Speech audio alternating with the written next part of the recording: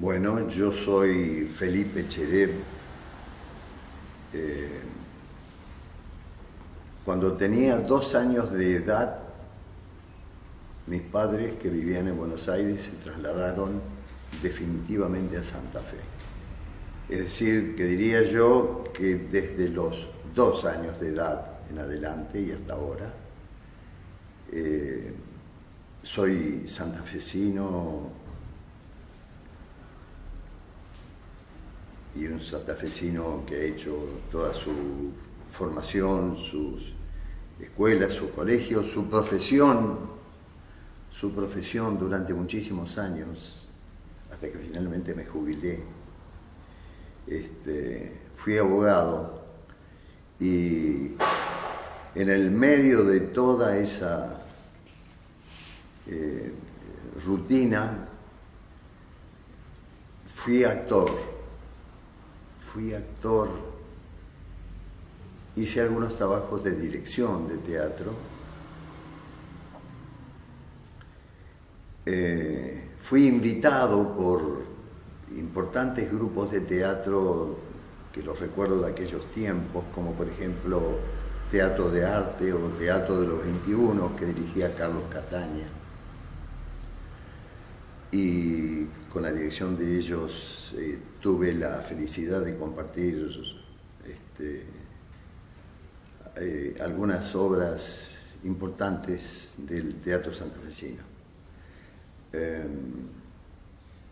Después, por mi cuenta, y formé un... Robert, un segundo. Estoy acá con Felipe. Sí, ya lo sé. Bueno, te dejo abierto. Dale. Mil disculpas. No, por favor. Pero lo tenía que atender porque se iba a quedar sin entrar. Sí.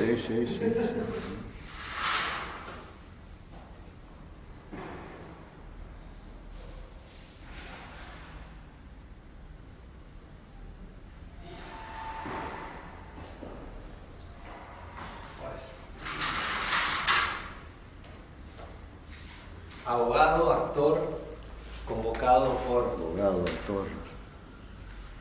Y durante 24 años, fui el presidente de una asociación de amigos del Centro Cultural Provincial. 24 años. Esa gestión terminó hace algunos meses por mi propia decisión y porque entendía que ya no podía seguir apareciendo en el diario el nombre de Felipe Cheré como presidente durante 24 años, porque la conclusión de la gente era: esta gente no tiene a alguien más a quien poner de presidente. Entonces resigné la posibilidad de continuar una cosa reciente, una asociación de amigos que ha cumplido un papel importante en el funcionamiento del Centro Cultural. Yo lo primero que recordaría, o que recuerdo mejor dicho, es Teatro de Arte, San Martín 2222, era un lugar muy especial para el mundo de la cultura de Santa Fe. Todavía no funcionaba orgánicamente el Teatro de los 21, o el otro grupo de teatro que terció en el panorama teatral santafesino, que fue el dirigido por Wisniak. Sincel. Y yo recuerdo que entonces concurría y me inspiraba y me entusiasmaba con las puestas de estos grupos de teatro, Teatro de Arte. Recuerdo de Teatro de los 21 cuando había recalado en la planta alta de lo que nosotros conocemos como el Museo Rosa Galisteo.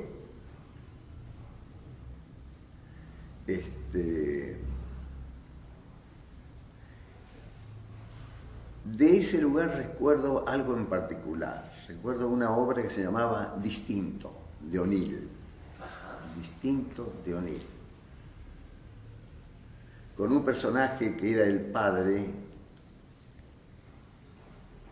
que no emitía una palabra durante todo el desarrollo de la obra, hasta la última palabra, la palabra final, que era basta o algo así.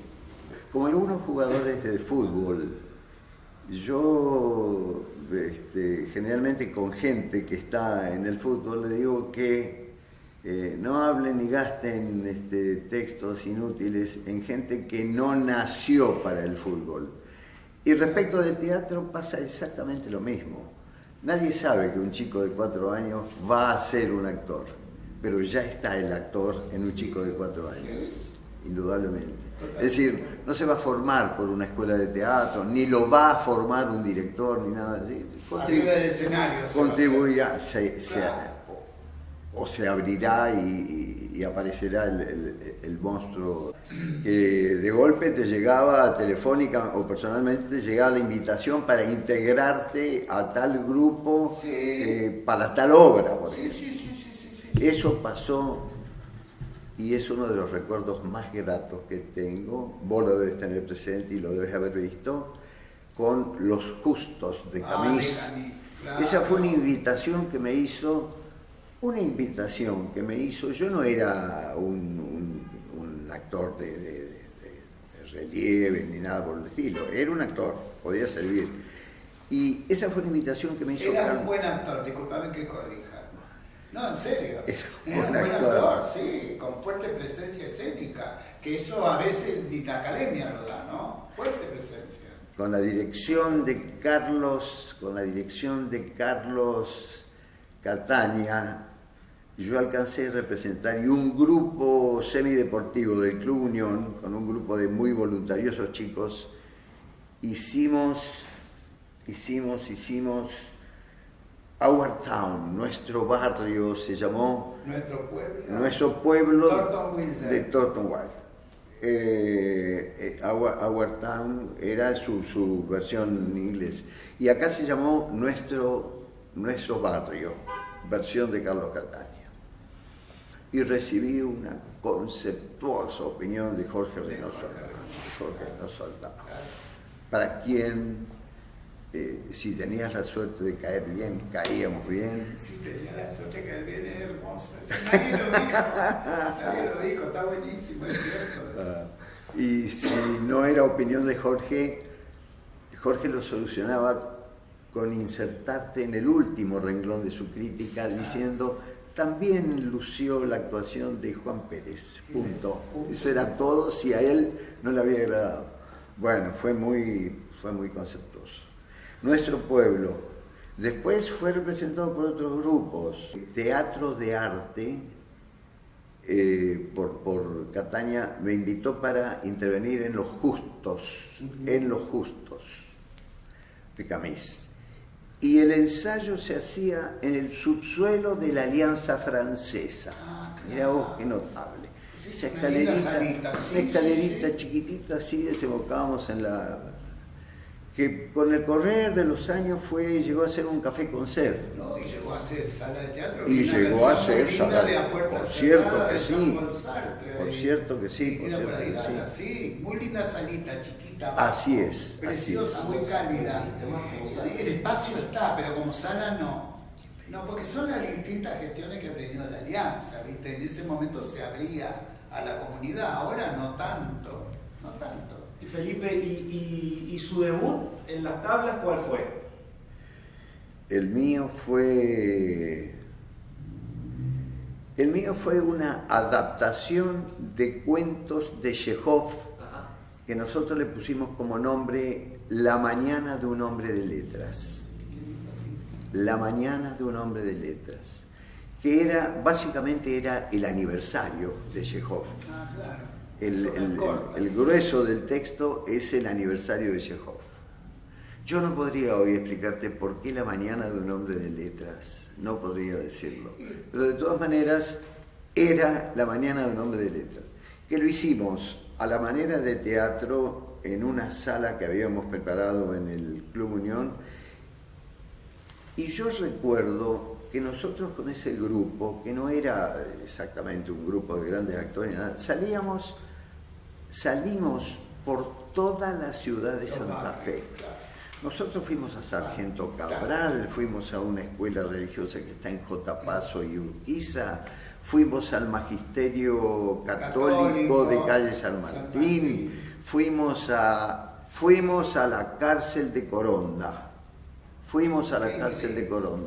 Y te cuento algo notable en la cárcel de Coronda. En lo que nosotros dábamos o entendimos que fue una situación de emoción por la risa, porque se podía reír, se murió uno de los presidiarios que estaban presentes en la función.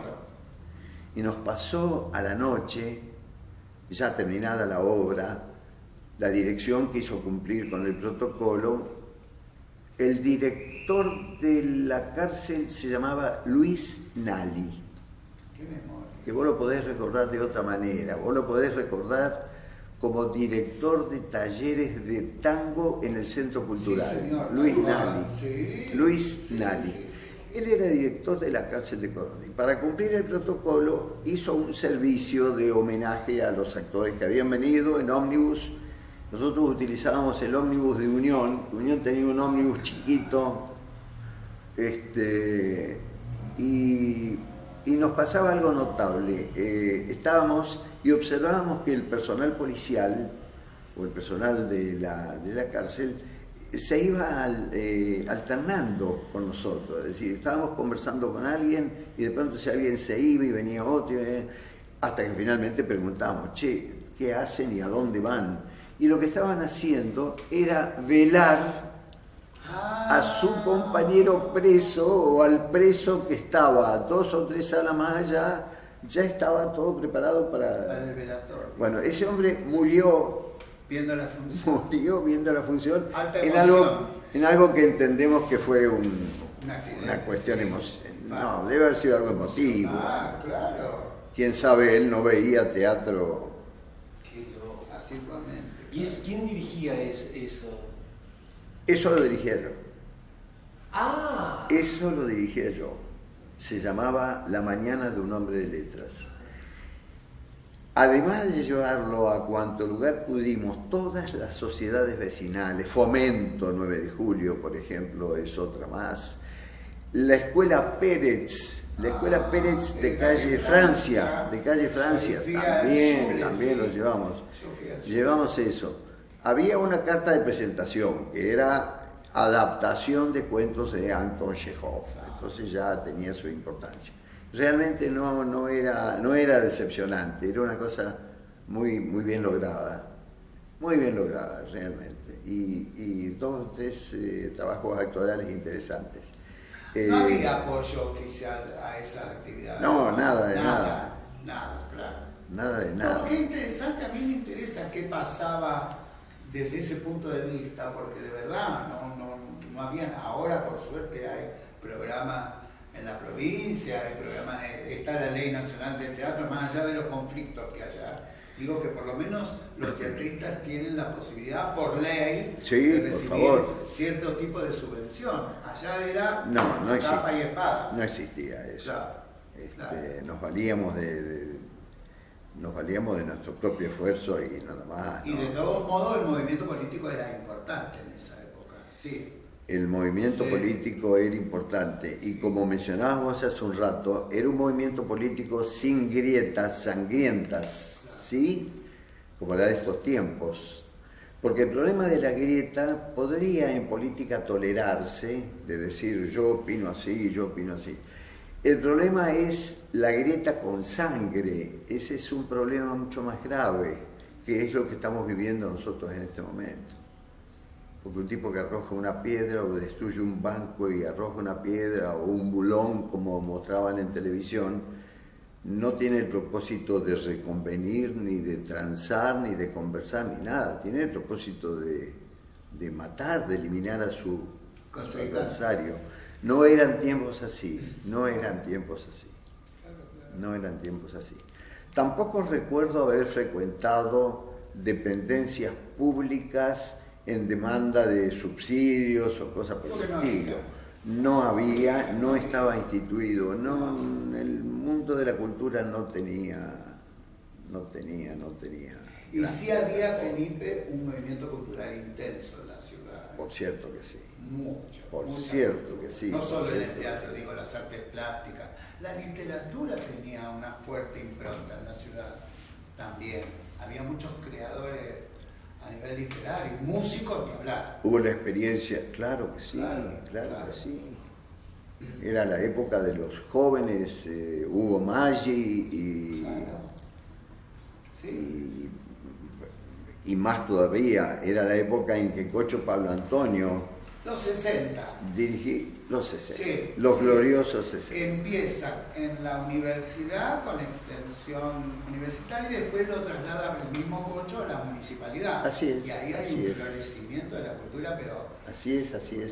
Viene de esa instancia a Santa Fe la Tela de Plata. Claro. Quiero contarte que tuve, haciendo el inventario de la vida de uno, quiero contarte que yo fui director de extensión universitaria de la universidad cuando tenía esa casona de calle Tucumán, casi 4 de enero. No me acuerdo. ¿Te acordás? Sí, ¿cómo que no? Yo era el director. No sabía que había estado. Sí, señor. Y después fui sacado de allí. ¿Y sabés por qué fui sacado? Me equivoco, no fui sacado. Llegó allí en reemplazo de Julio Gárgano, medalla de oro de filosofía de Rosario, que había estado junto con Ramón Alcalde, ministro de Educación. Demoró en funciones 6 meses y fue echado habitualmente por la Iglesia, que lo reemplaza directamente por un hombre de la Iglesia que en esos tiempos había sido director de la Escuela Normal. Bueno, el director de extensión universitaria, ¿de dónde salía yo? Yo fui, siempre digo y me río, el único abogado que se recibió en la Facultad de Química. ¿Por qué motivo? Porque fui, hasta que me recibí de abogado, bibliotecario de la Facultad de Química. Hay ingenieros químicos que todavía me recuerdan ahí entregando libros, me pedían a mí, tenés Sadowski, yo siempre me acuerdo de Sadowski, tenés Sadowski. Yo conocía libros de química, hasta que me recibí. Cuando me recibí de abogado dejé la facultad y me dediqué a la profesión. Pero no abandonaste el teatro nunca. No, al contrario. Vos sos, si mi memoria no falla, uno de los fundadores del Noemí Café Concert. Absolutamente. Así que no, porque para mí absolutamente. El de 9 de julio. Quería decirte, claro, que era la asociación bancaria, cedida por el gremio generosamente. No sé. Histórico ese Café Concert, ¿eh? En la historia el Café Concert ya está próximo a cumplir 70 años en Buenos Aires como fenómeno. Vos mejor que nadie recordarás que fue el primer lugar en Santa Fe donde se colgó un cartel que decía no hay más localidades. Y en el patio, que era donde se hacían las representaciones, se había montado un escenario, pero la platea, cuando se agotaban las sillas, se ponían cajones de cerveza dado vuelta, invertidos así. Así lo recuerdo a un rector organizador de la universidad, que fue Stubrin, sentado en un cajón de cerveza invertido así. Ahí debutó Silvana Montemurri. Absolutamente. Ahí, en esa época. Algunas veces tiene, creo que fue un trabajo tuyo, algunas veces tiene la generosidad de decir, yo me inicié con Felipe Cheré. Y lo dice siempre. Lo dice, bueno. En la entrevista que se le hizo. Me hace muy feliz. Lo que pasa es que era realmente un lugar muy emblemático. Sí.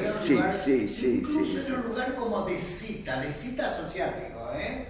Un lugar al que la gente iba porque había que estar, porque se disfrutaba. Roberto, te cuento algo que es no vale la pena, y que hace referencia a la no grieta de aquellos tiempos.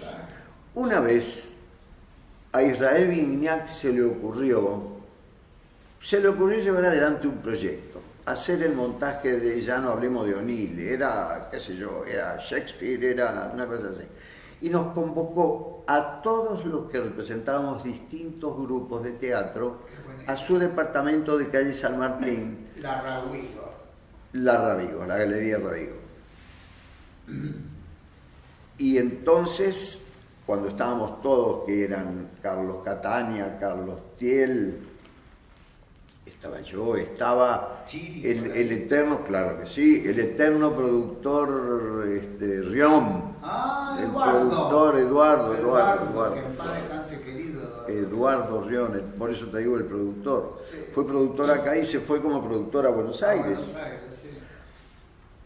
El proyecto de Israel Vignac era la obra fenomenal, era una obra como para irnos a París después. Y esto que te cuento es rigurosamente cierto. Dijimos, bueno, pero esto no lo vamos a poder hacer, porque encarar Shakespeare, a mí me parece que tenemos que bajar, y bajemos. Entonces bajamos a tal vez algún autor argentino, que podría haber sido, no sé si Larra puede haber sido un argentino. No, Larra. Bueno. Hay una obra que se llama Dos escritores y ella. ¿No era de Larra? No, yo no la conozco. ¿Dos escritores y ella? No, yo la hice. Larra, lo voy a buscar. Ahora Yo la hice. Busca Larra, y Dos escritores y ella, una obra que no tuvo una gran difusión, pero yo la hice. Pero te cuento en qué terminó ese proyecto. Bajamos a un actor argentino. Y dijimos, claro, sí, pero para encarar un actor argentino es un problema y bajamos más, y terminamos, Roberto, en el Noemí Café Concert, y terminamos en que poco tiempo después Carlos Thiel en su platea al aire libre también hizo un Café Concert. Claro, porque el primero es en Noemí. Primero fue el Noemí. Así, contundentemente, y no solo yo le acabo de decir a Felipe, era un lugar de encuentro, era ahí tomar la decisión los fines de semana, porque recuerdo que era viernes y sábado. Sí. La gente decía, vamos al Noemí. Sí. Por ahí tampoco importaba, era el lugar de encuentro para ir a ver teatro. O sea, que me importaba mucho qué es lo que pasaba ahí. Y ahí debutó Silvana. Claro. O se decía, si no fuiste todavía al Noemí. Claro. Era como diciendo, pero como este sábado no fuiste a Noemí. Sí, sos un extraterrestre que no conoces ese lugar. ¿En qué año fue eso? En los 60. Te lo cuento. A ver. Era una presidencia un poquito antes, una presidencia de Lanuse. 72. En los 72, sí. exactamente. Sí. ¿Cuánto duró?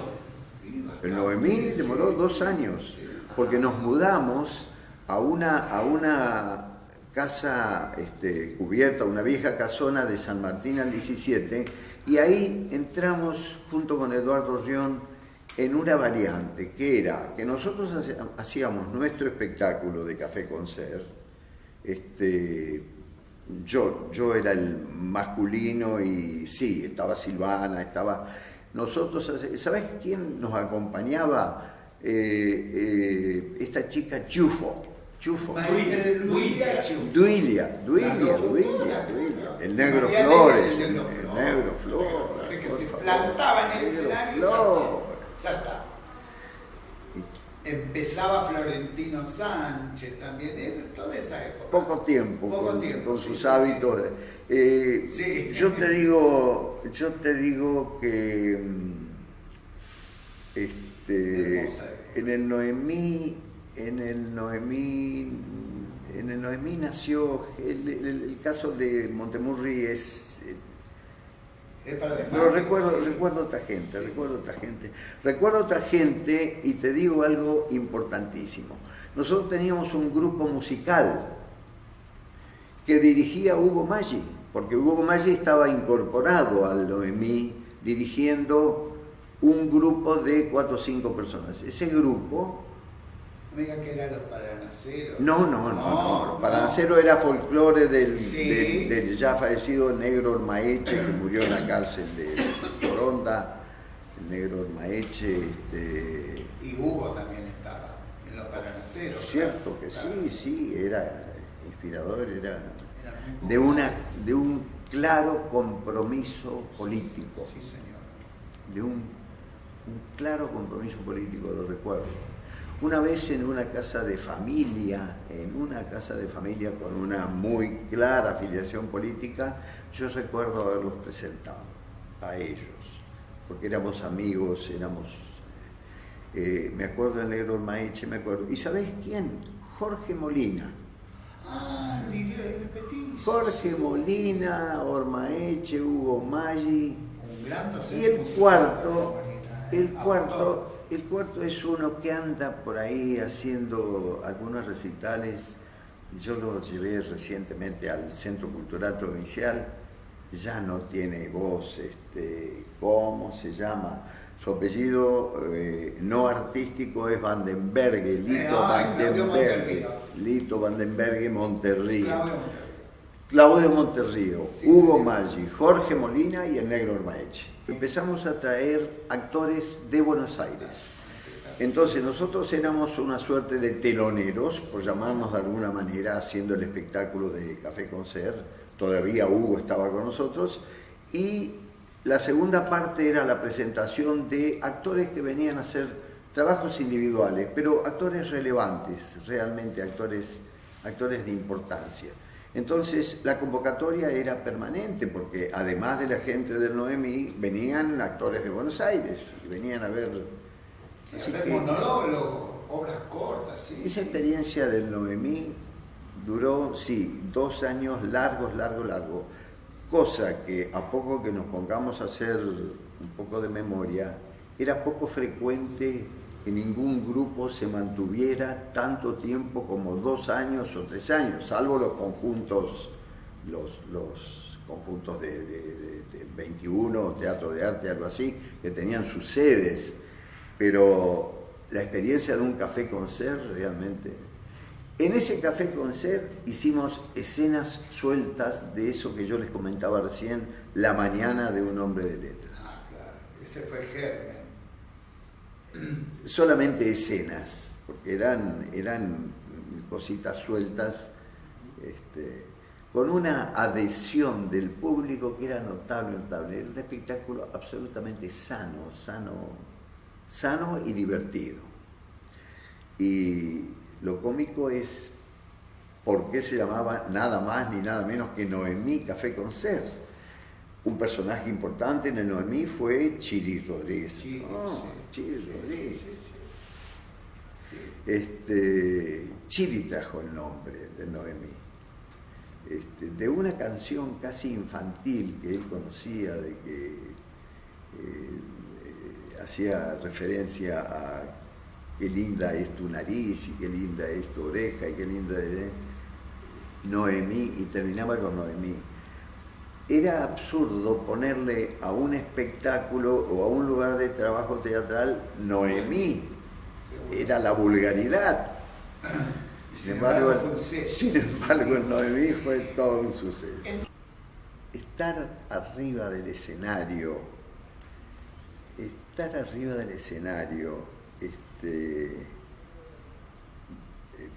me acuerdo con exactitud de Camis, de Los Justos. Estar arriba del escenario supone una suerte de transformación. El que estaba arriba del escenario no era Felipe en ese caso. Yo recuerdo que me transformaba en un personaje. En ese caso fue el de Camis, fue el de un temible comisario que manda a la muerte a un guerrillero, a un subversivo, que era el hermano de Pato Cataña, ¿sí? Déjame que haga un breve paréntesis. En lo que fue la última función, se suscita una discusión muy fuerte cuando el policía va a condenarlo o le va a comunicar al subversivo su condena a muerte. Y el comisario estaba maquillado con una barbita, y recuerdo que en medio de esa terrible discusión que se produce, Pato Catania me agarra la barbita y me la saca, así en presencia del público,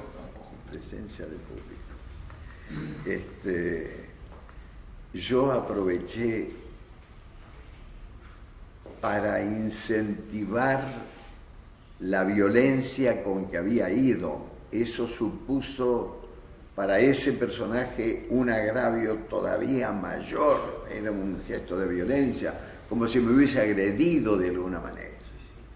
Entonces se aumentó el odio, pero no paró el personaje, no se desinfló el personaje. Es decir, yo hasta que llegaba a mi casa o cuando bajaba y me esperaba alguien, estaba en personaje. ¿Por qué actor?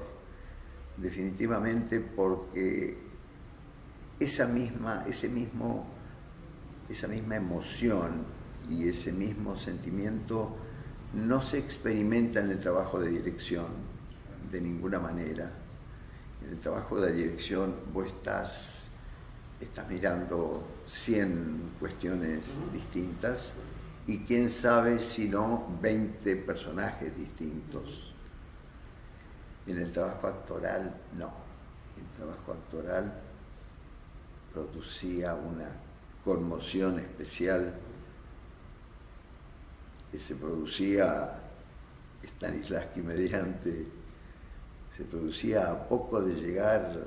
Yo recuerdo que a poco de llegar a la sala donde trabajábamos y a la manera de juego empezamos a repetir en voz alta partes del texto y no nos dábamos cuenta de que ya estábamos, por eso te dije recién, a la manera de Stanislavski. Stanislavski hacía que sus aprendices empezaran en la puerta del teatro, que cuando ya atravesaran la platea ya fueran armando el personaje.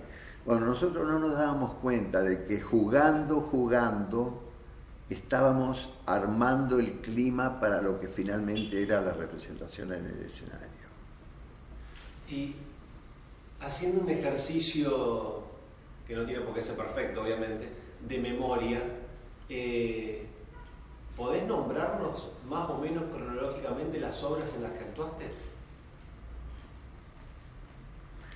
Sí, yo podría decirte,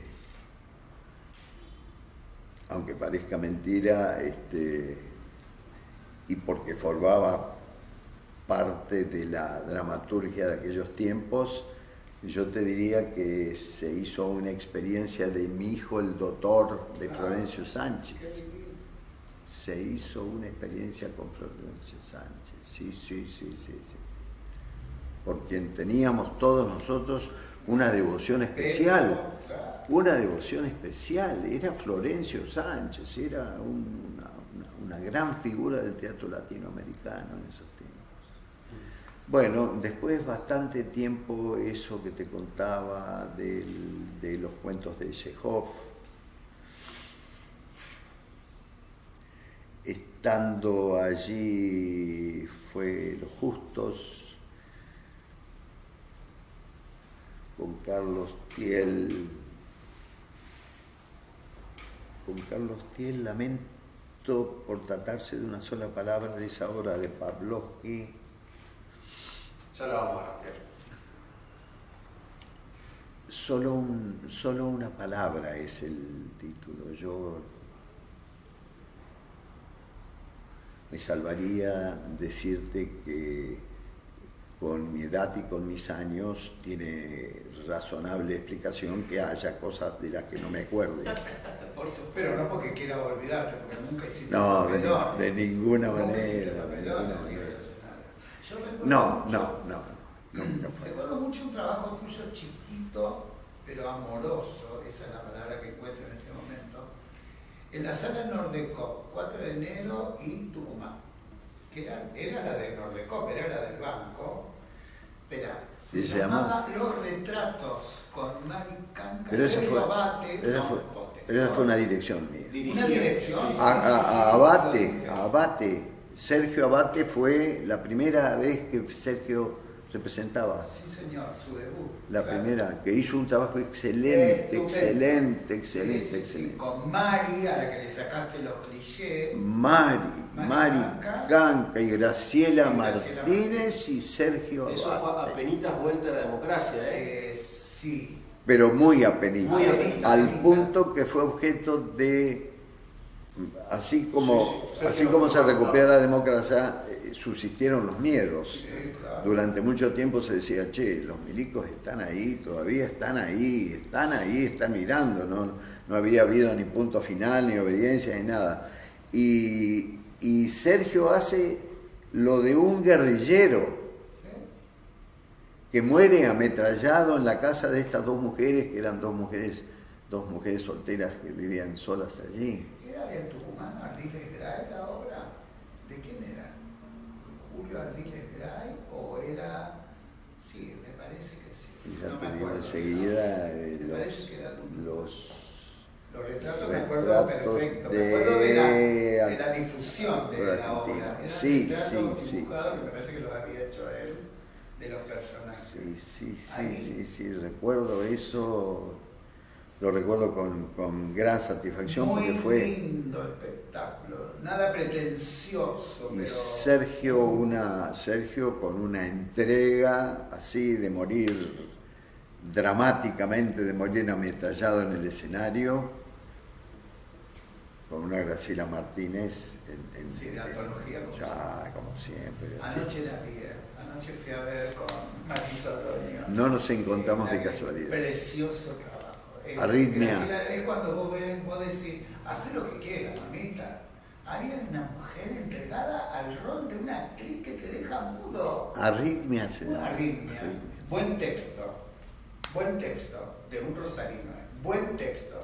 Pero y Marisa, que la dirigió muy bien, ¿no? La otra chica desaparece porque se la come Graciela. Sí, mirá vos. Graciela se para y además nos confesó que tiene 84 años. Sí, y entra un volcán a la escena, ¿viste? Y se sienta, pero se para y en el modo de caminar y se deja un agujero en la media. Notable, se está achicando. Sí, juro que yo anoche lloré. La fui a abrazar porque de verdad te da una lección, no de teatro, de vida. Sí. Eso es importante también. Cómo esta mujer permanece y quiere seguir, dice, yo quiero hacer Bernarda. Vigente, ella es vigente, Sí. está vigente. Y además siempre con la misma ideología, siempre. Absolutamente. Ella, con el sobaco ilustrado, un libro abajo del brazo, sí, tiene siempre aconsejando a los jóvenes, porque va a haber teatro, ella va a ver teatro de los jóvenes. Es la Sarlo del teatro. Es la Sarlo del teatro santafesino. Es la Sarlo del teatro santafesino. Sí, porque siempre además en las discusiones políticas, sin hacer propaganda absolutamente de nada, ella daba su punto de vista equilibrado siempre. El Teo no esté de acuerdo con ella. Nunca tomaba la cosa como barricada de salir no. El equilibrio permanente. No es una pregunta que tenga que ver con lo frívolo, ni muchísimo menos, pero tiene que ver, me parece, con lo profundamente humano por el lazo y el vínculo afectivo intenso, muy fuerte que mantuvieron vos y tu familia con China Zorrilla. Lo digo porque ella siempre lo recordaba en las notas, en los reportajes. Es verdad. Había un vínculo de hermandad casi, lo digo así, no sé. Fue así. ¿Por qué? ¿Cómo se suscita ese encuentro? Yo voy a contarlo, ahora que China no está, lo voy a contar. Debe haber sido divertido. Nosotros, no, pero es una cosa tan notable. China tenía un departamentito muy pequeñito. Entrabas vos, que era casi cocina y baño, más un pequeño ambiente así, en la mismísima cuadra y casi vecinos a donde ahora la señora de Kirchner tiene su torre de 4 pisos. Creo que la calle Paraná es No, es la calle de ella, calle Uruguay. Uruguay. Sí, es la otra Uruguay. cuadra. Sí, Uruguay. sí. Propuesta de mi incorporación, lisa y llanamente como presidente, Sí. así fue, Sí. fue una llamada telefónica de Antonio Germano al estudio mío, que estaba acompañado en ese momento por Jorge Reynoso Aldao, y no sé si estabas vos, pero sí estaba Jorge Reynoso, y Jorge Reynoso agarró y dijo, a ver, che, que un grupo de desocupados, si podemos... Bueno, ¿por qué no le propones a Felipe Cherep? Sí, yo encantado voy. Y efectivamente como presidente, lo primero que hicimos fue crear una institución con representantes de las fuerzas vivas de Santa Fe en general, del comercio, de la industria, de la cultura. Y se produce un crack, se produce una pequeña ruptura y el alejamiento de alguna gente, porque en lo que fue la toma de posesión por parte mía, que se hizo una fiesta en el escenario, yo invité a mis amistades y todo, yo leí algo que Buti finalmente dice con su acostumbrado humor, Felipe Cherep dijo, ¿y sabés lo que dije yo? Dije así, primero estábamos en pleno proceso de reelección de Menem, y había una corriente de opinión que no le importaba nada, que era la corriente de apoyo a Menem, y había toda una oposición. Y yo dije que me proponía como presidente no echar a mi mujer de nuestra residencia, porque Menem la había echado a la suya, no impedir que mi hermana transporte valijas con dólares, porque la hermana de Menem llevaba valijas al aeropuerto, o entraba plata negra, y no recuerdo qué cosa más, que era un atrevimiento, era directamente un discurso contra la reelección o ridiculizando toda un discurso con claro posicionamiento político. Absolutamente. Pero no provocativo. Sí, absolutamente. Como consecuencia de eso, algún grupo de gente, como podrían ser nuestros algunos que estuvieron contribuyendo al gobierno ahora, algún grupo de gente se apartó y quedó un grupo más chico, pero que acompañó la gestión durante todo eso, una enorme cantidad de años. Yo le decía a él al principio que hacía 2 años que no mandábamos al litoral la nómina de reelectos, porque iba a ser presidida por Felipe Cherep y era como para que la gente dijera, che, pero no tienen otro tipo que pueda presidir esto. Y cuando yo hablaba con la gente decía, che, a mí me parece que vos tendrías, no, mirá, uno se había...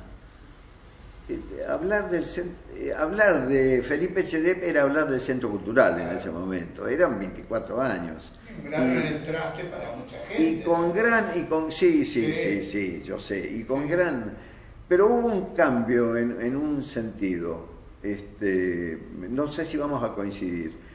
En la época de Antonio manejaba, como correspondía,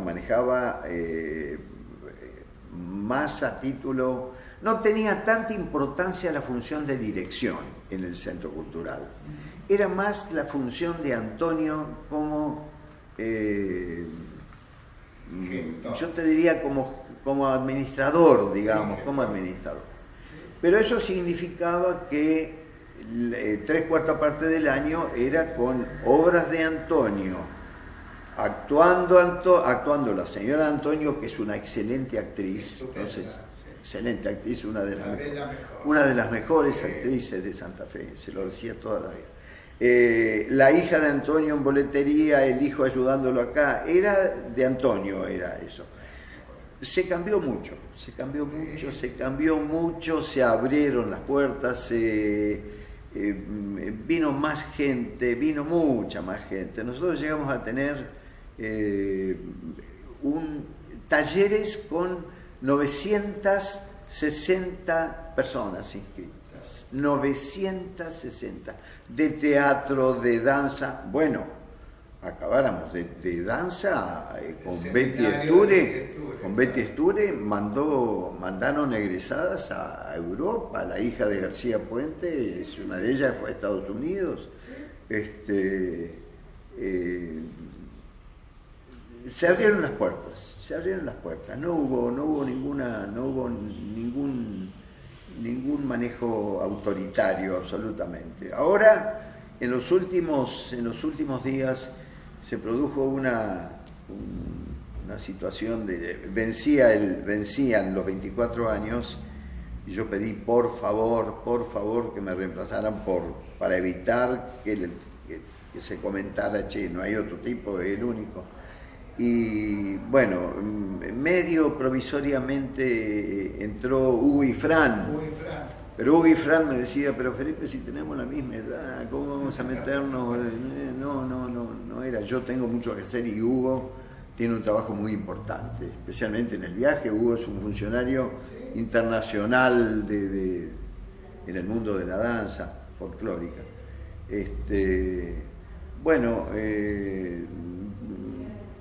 Gran parte de mi vida cultural, como que fueron 24 años, yo lo pasé en el Centro Cultural. Es una oferta por momentos llamativa. Por momentos hay 10 grupos de teatro trabajando simultáneamente. Es una cosa... No se había dado... Es muy posible que no sea todo de la misma calidad. Por eso, nada, de la misma calidad, pero hay una efervescencia. ¿Y qué notás diferencias? Digamos, ¿qué diferencias y qué similitudes notás con lo que era la movida teatral en los 60 a lo que es ahora? Si bien no estás implicado de la misma manera, pero ¿qué ves así a primera vista? ¿Qué notás que se sigue sosteniendo? Yo no sé si a Roberto en su lugar le sucede lo mismo, pero llega un momento en que yo veo cómo está conformado un grupo y no sé quiénes son. No sé si te sucede, Roberto. No sé si vos conocés a todos. Pero esa es malformación profesional. Yo estoy obligado a saber. Me pasa con muy poca gente joven, muy poca gente joven que no sabes. Yo lo incorporo naturalmente. A mi trabajo. Ahí el periodista. Claro. Bueno, pero esa es la continuidad.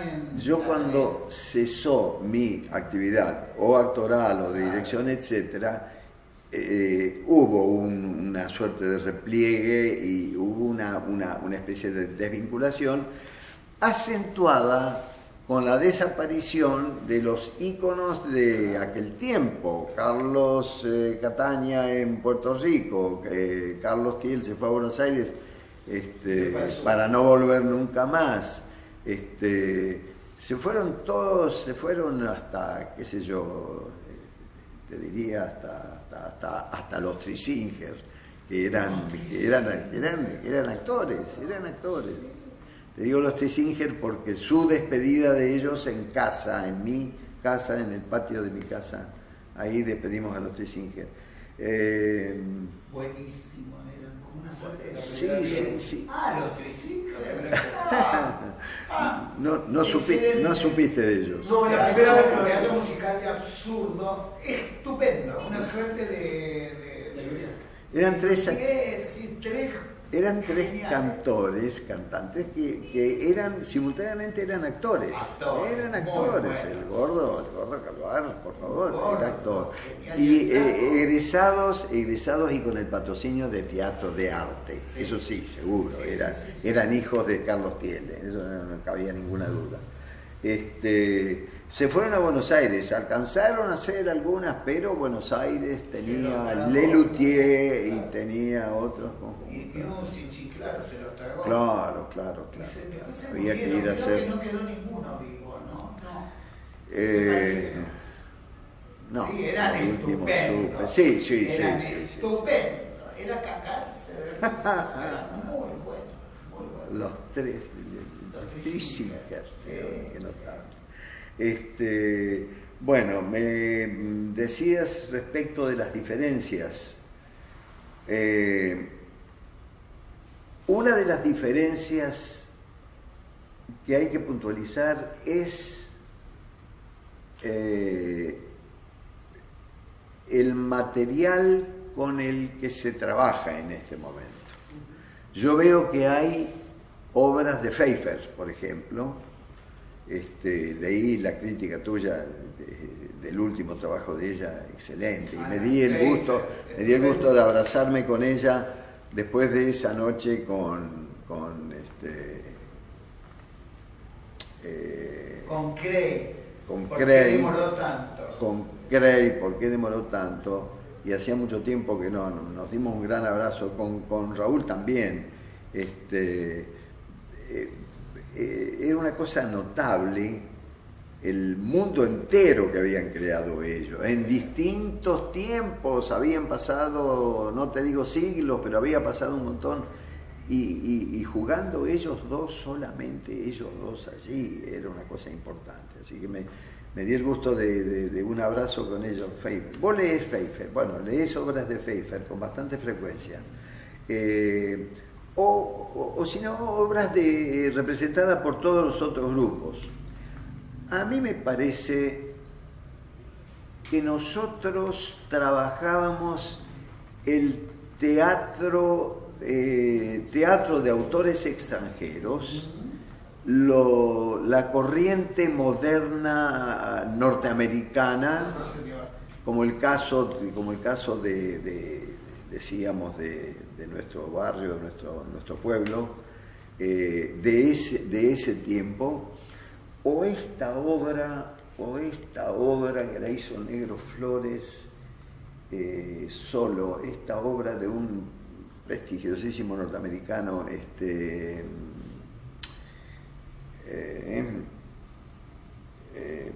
bueno, tengo que pedir disculpas entonces otra vez.